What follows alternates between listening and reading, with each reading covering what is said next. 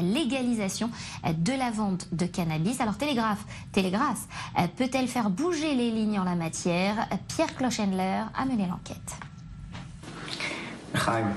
La personne qui a transformé l'achat de cannabis en expérience similaire à celle d'une commande sur commerce en ligne, c'est Amos Dov Silver. Étudiant d'école talmudique, il retourne sa veste et se reconvertit en prophète de la consommation et de la vente libre du cannabis. Le voici maître de cérémonie d'un événement qualifié d'historique par les partisans de la légalisation du cannabis. La nuit du Big Bang, un jeu de mots sur la création du monde et le narguilé du fumeur de produits illicites, se finit par l'arrestation d'une trentaine de personnes. En mars 2017, il y a tout juste un an, cet Israélien américain fonde Télégraphe. Interpellation en série, assignation à résidence et un séjour en prison, il s'exile volontairement aux États-Unis. Nous le retrouvons sur Skype, quelque part à New York. Vous êtes devenu un casse-tête pour la police israélienne. C'est vrai, mais il faut se souvenir que la police israélienne a été un casse-tête pour des millions d'utilisateurs pendant de nombreuses années. Le mal de tête que nous causons, c'est pour que la police cesse de prendre la tête à des gens qui n'ont rien fait de mal. Traqué par la police, il est considéré comme un combattant de la liberté par la communauté Télégraphe. Par liberté, entendez la consommation et la vente libre de cannabis. Vous n'avez pas peur que la police israélienne demande votre extradition? D'après les rumeurs, ils l'ont déjà demandé. L'application est devenue un empire virtuel du cannabis. Elle brasse des centaines de milliers d'euros par mois. Les vendeurs, eux, engrangent au jour le jour un total de 4 millions d'euros en transactions. Mais Dov Silver récuse le patronyme de baron de la drogue. Aucune de nos activités n'a d'intérêt pécuniaire. Je suis actif dans le domaine du cannabis depuis des années et n'ai rien reçu pour ma contribution.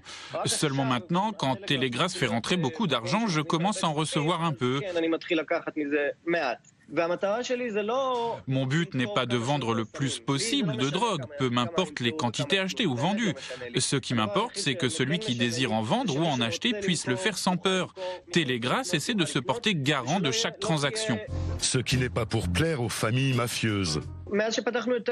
Depuis que nous avons ouvert Télégraphe et que tout le monde peut devenir vendeur et rester anonyme, le monopole des familles mafieuses s'est réparti entre des milliers de vendeurs normaux comme toi et moi. Nous avons reçu des menaces venant de gens qui nous accusent d'avoir détruit leur gagne-pain. Amos Dov Silver récuse le fait que la vente libre est trop libre sur Télégraphe.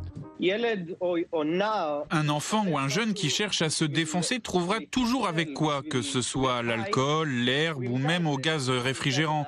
Cela ne me pose aucun problème moral à le connecter à l'herbe plutôt qu'à d'autres choses. Ils vendent aussi. C'est vrai, pour ce qui est de l'âge du vendeur, ma règle est qu'il n'y a pas d'âge. Dans Télégraphe, il y a aussi un département des drogues dures. Oui, mais qu'entend-on par drogue dure? Uniquement les drogues psychédéliques, pas les narcotiques qui causent l'accoutumance, et ce groupe n'accepte pas les mineurs. Il y a une sélection, on vérifie si les gens ont l'expérience des psychédéliques. Quel est l'avenir pour Télégraphe? Devenir l'Uber de l'herbe. Dans chaque coin du monde, celui qui veut en commander entre dans l'application Télégraphe, identifie un dealer proche de sa localité, conclut une transaction. Comme avec Uber, cela doit devenir un produit qu'on trouve dans le monde entier. Le futur est à portée des doigts. Dans le portail, un groupe de discussion muni de contacts de vendeurs du monde entier conseille déjà celui qui cherche à se dépanner à l'étranger.